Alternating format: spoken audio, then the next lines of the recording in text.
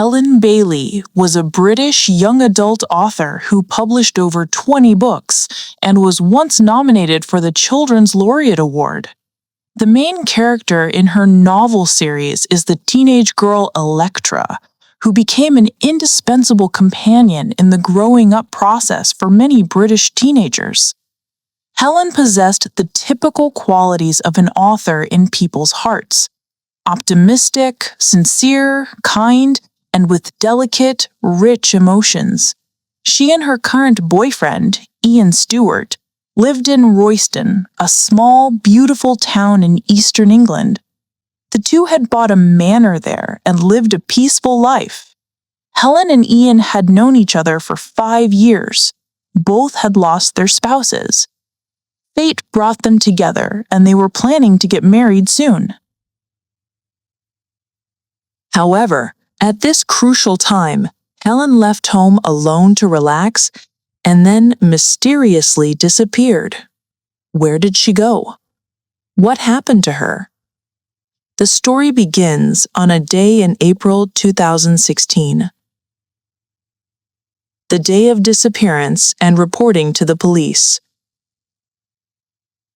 On April 15, 2016, a Friday, at 3:47 p.m., the police in the town of Royston received a report call from a middle-aged man named Ian Stewart. His voice sounded anxious as he reported that his live-in girlfriend, Helen Bailey, was missing. Ian said that Helen had recently hit a writer's block, was often irritable and restless. 4 days earlier, on April 11th at 2:45 p.m., Ian felt unwell and went to see a doctor. When he returned home at 5 p.m., he found that Helen and her beloved dog had disappeared. Ian searched the entire manor, but only found a note on the table. "I'm going to Broadstairs for a break. Don't look for me. I want to be alone for a while." Broadstairs is a coastal town in eastern England, about 2.5 hours' drive from their home. Helen had a vacation home there. Ian said that Helen often worried about many things, so he believed she just wanted to be alone to find inspiration and didn't pay much attention. After Helen left, she didn't contact him at all. 3 days later, Ian received a call from Helen's brother, John. Helen had the habit of contacting her mother and brother daily, even when she was secluded for writing. But in recent days, John couldn't reach his sister, so he called Ian. After learning about it, John immediately went to the vacation home, but didn't find his sister. They searched for another day without results, realizing that this disappearance was unusual, so Ian decided to report it to the police. Helen Bailey disappeared at the age of 51. 4 years earlier, she and Ian had moved to Royston. Helen was born in Ponteland, central England.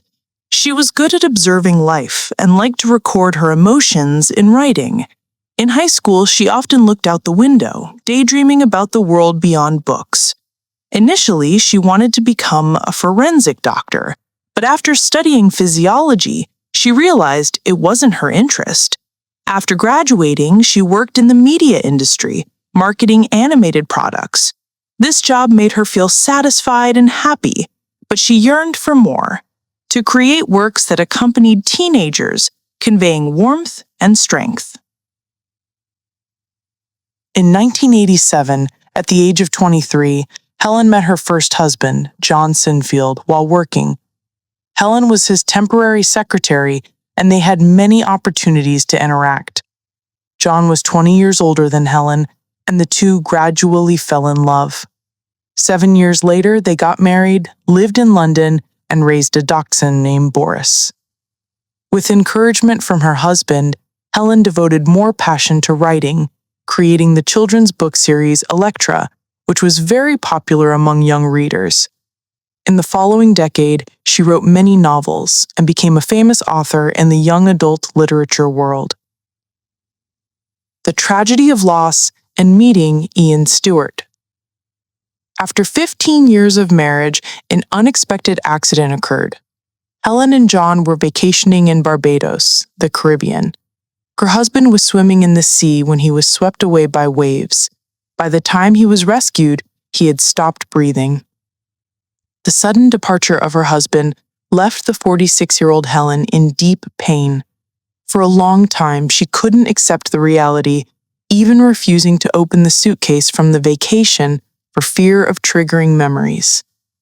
3 months later, on her husband's 66th birthday, Helen started a personal blog called Planet Grief to record her thoughts and express her emotions, becoming her confessional space. One day, Helen opened a memorial group on Facebook where people who had lost loved ones gathered to encourage each other. In the group photo, she was attracted to a man with silver hair. She wrote on her blog that the moment she saw him, it felt like she had known him her whole life. That man was the future Ian Stewart. He was calm, friendly, 4 years older than Helen, a former software engineer who had quit his job for health reasons. He lived in Royston and had 2 sons. His wife, Diane, had died of epilepsy the previous year, and he still commemorated her online. This depth touched Helen, and she began dating him.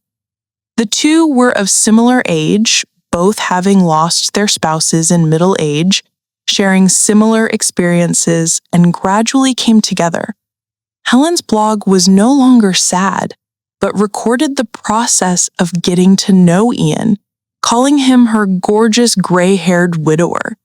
Ian was like a ray of light shining into Helen's world, giving her new emotional support. Because Ian liked rural life, Helen moved from London to Royston. They sold their separate homes and spent £1.5 million to buy a 1-acre manor, about half a soccer field, with an outdoor pool, private garage, lush trees, quiet, and elegant. Ian didn't work, but Helen's income from books was abundant, plus properties all over England, enough for the two to live comfortably. Helen brought her dog Boris from her previous marriage and lived with Ian in the new home. In the few years living in Royston, Helen's mood gradually stabilized. She edited her blog into a book titled When Bad Things Happen in Good Bikinis, her first book for adults, recording the process of meeting Ian, overcoming the shadow of losing her husband, and stepping into new happiness with him. Initial investigation and suspicions. The police investigated Helen and Ian, a couple who got along well with neighbors. Helen was cheerful and talkative. Ian was calm and polite. Neighbors had a good impression of them. Recently, no one had seen Helen leave the house. Regarding the last time she was seen, some said they saw her walking the dog on the lawn on the morning of April 11th, but others said in the afternoon, but they weren't sure. The police reviewed her blog to understand her mood before the disappearance. An idea about voluntary disappearance emerged. Helen had written about a TV show where people disappeared to start new lives, and the idea of escaping appealed to her. Ian mentioned the note Helen left when reporting, saying she needed to be alone. Later, the police discovered that on April 16th, the day after the report, Helen's phone connected to Wi-Fi at the vacation home in Kent. This supported the voluntary disappearance hypothesis. Helen went to the vacation home and then left. Perhaps she was fulfilling a secret desire, living in seclusion with her dog, writing a new book, fitting for an author's image. But over time, this hypothesis weakened. If Helen was in seclusion, she would need to spend money, but her bank cards had no transactions. Her phone was off, and she didn't contact anyone. As a famous author, her disappearance attracted attention, but no one spotted her. Could a person disappear without a trace? The police suspected where Helen really went. 2 months after the disappearance, the police expanded the search, calling on residents to check around. Ian looked worse, unshaven, empty, and depressed. People found the case strange. Locals organized searches for Helen, but Ian didn't participate. The case stalled and gradually faded from public attention. Helen's mother and brother believed she didn't disappear voluntarily, as it didn't fit her personality, and recently she had been unusual. A month before the disappearance, Helen was often dizzy, tired, had memory loss, insomnia, and even forgot her beloved dog, despite having a good memory before. This worried her mother. Combining clues, the police suspected Ian was hiding something. They listened to the recording of the report again, and the more they listened, the stranger it seemed. In the call, Ian stumbled on basic questions: Helen's birthday, height, hair color, eye color. He couldn't remember clearly, even saying, "Oh God, why can't I remember these things?" The police initially thought it was panic, but after deeper investigation, this reaction was suspicious for a partner of 5 years. The timeline of the disappearance day was based solely on Ian's words. He said he lost the note Helen wrote with no evidence it existed. Later, a new clue emerged. At the end of June, checking Helen's bank accounts, besides her personal account, there was a joint account with Ian. Before the disappearance, Helen transferred £400 per month to the joint account, but after the disappearance, it increased tenfold to £4,000 per month. Checking the joint account, they found post-disappearance transactions, Ian buying tickets to an Arsenal soccer match. The police thought the worst.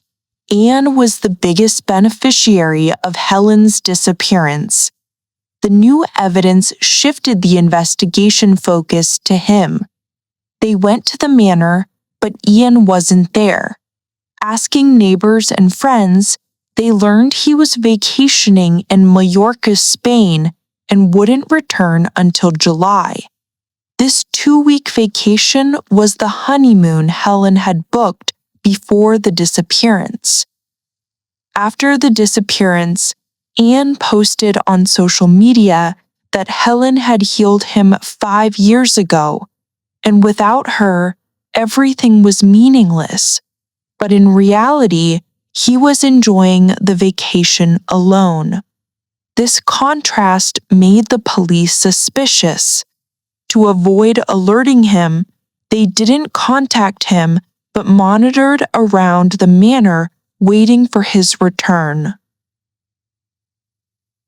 Arrest and discovery of the body. On July 11, Ian returned from vacation. The police arrived and found him in pajamas, lying in bed.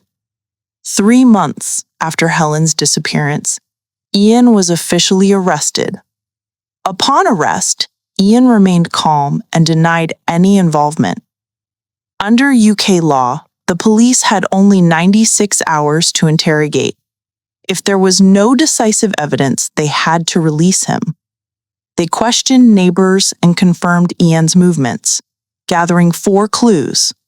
Clue 1. A woman heard loud door slamming repeatedly on the morning of April 11, the day of disappearance. Then silence, suggesting something happened at Helen's house that morning. Clue 2. Ian had a doctor's appointment that morning, but he called early to say his car broke down and rescheduled for 2:45 p.m. He returned home at 5 p.m. The doctor remembered Ian being normal, nothing unusual. Clue 3. That evening, Ian met with a lawyer to discuss selling another property of Helen's. saying it was urgent because it was his wife's wish, but she was ill, so he was handling it. Since Helen was absent, the lawyer refused. Clue 4. At 9 p.m., Ian went to his older son's house in a nearby town. Ian usually met his older son on a fixed weekly basis, but this time it was sudden, and the son was surprised. With nothing specific, they played bowling for an hour, then Ian left. Ian's behavior was unusual, with no evidence Helen left voluntarily. The police guessed Helen never left the manor and might have been harmed. Searching for the body was urgent. They used police dogs to search the manor for 2 days with no results.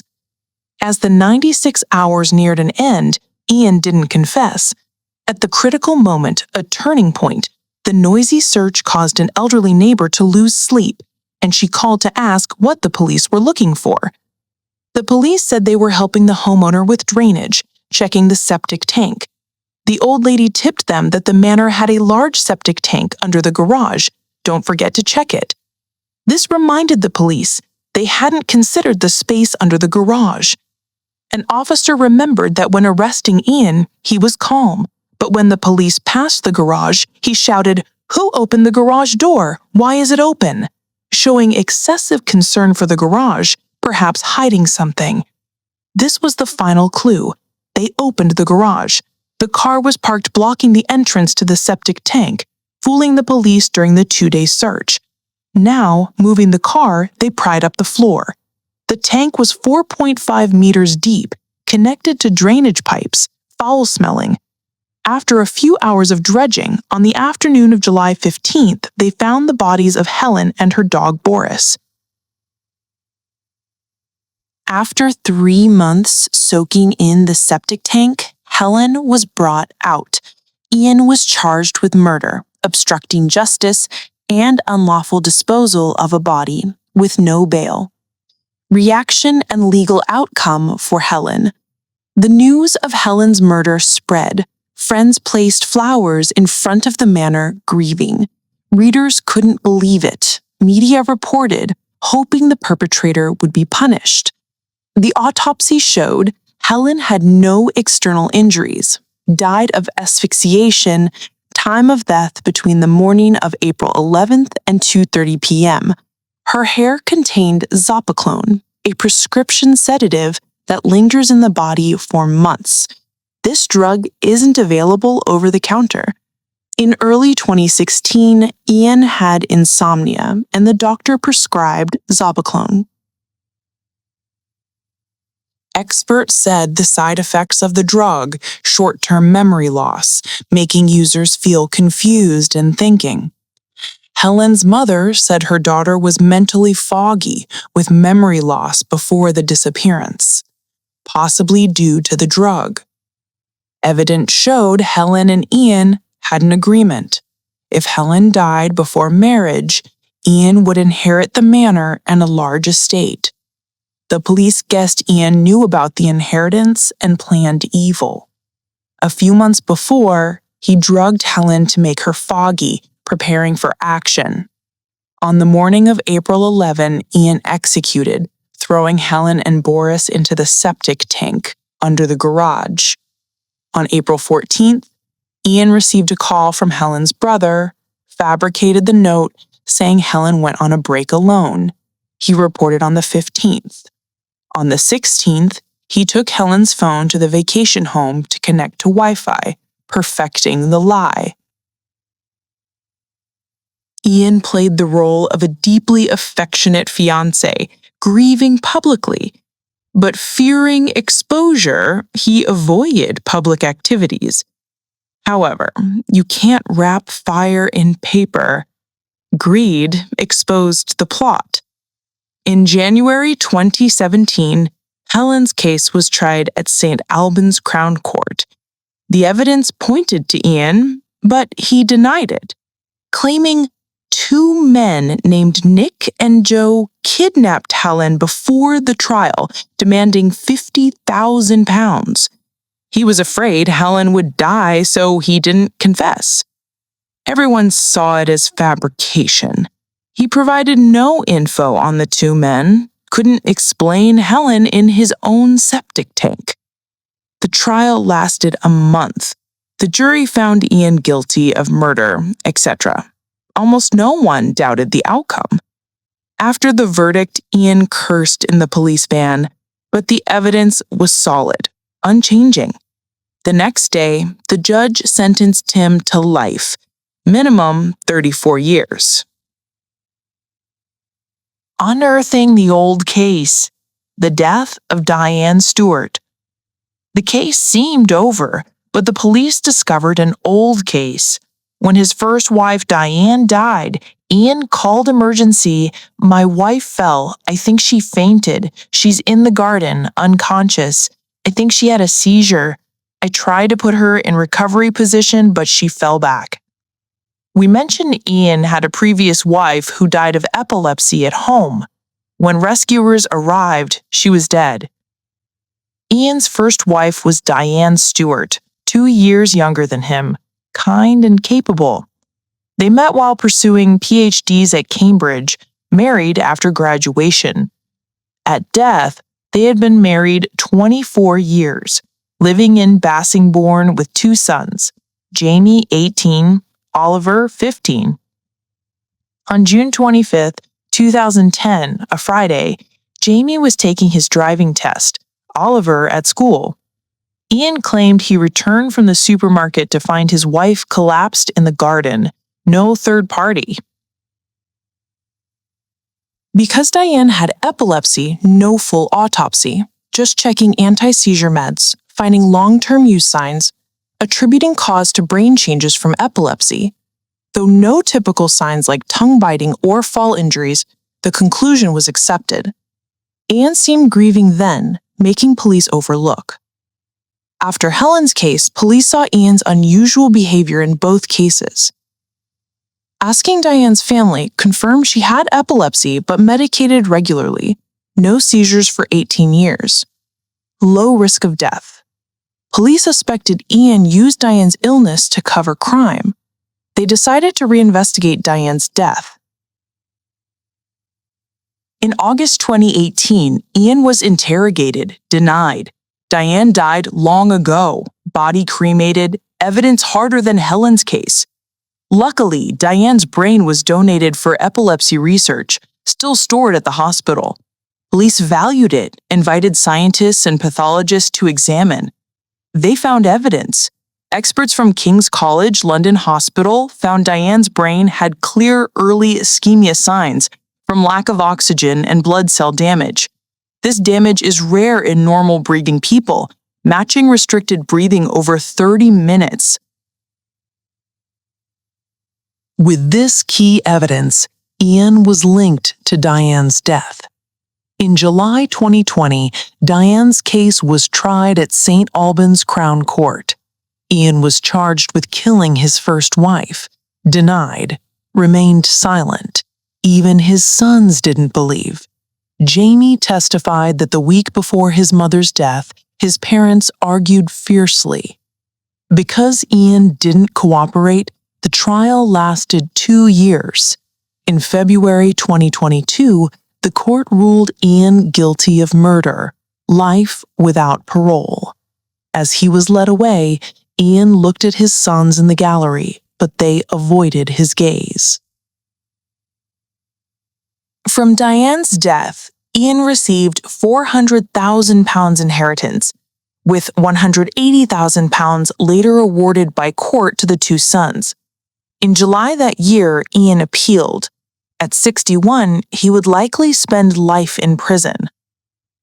Motive and consequences. Beneath his polite exterior, Ian hid greed. He killed Diane and Helen for money. After Diane's death, Ian quickly withdrew £96,000 from her account. After living luxuriously thanks to Helen, to seize it all, he committed crime again. Insatiable greed not only took 2 innocent lives, but pushed him into a dead end. 12 years later, the truth of Diane and Helen's deaths came to light. Diane's family felt relieved after the verdict. Helen's works reminded loved ones, making people regret. Helen's brother recalled, "Not long after Helen and Ian moved to Royston, he visited. The three toured the manor. Passing the garage, Helen joked, 'There's a septic tank under here, perfect for hiding a body.' Unintentional words, but chilling. No one noticed Ian's expression then, never expecting the joke to become prophecy. With Ian's crimes exposed, the dedication at the end of Helen's book stood out. 'I dedicate this book to my gorgeous, gray-haired widower, Ian Stewart. I love you. You are my happy ending.' Helen's tragedy makes people sigh, reflect. Behind peaceful lives, what greed and desires hide? Helen endured the pain of losing her husband, met Ian at rock bottom, thought she found happiness, never expecting him to be the devil who took her life.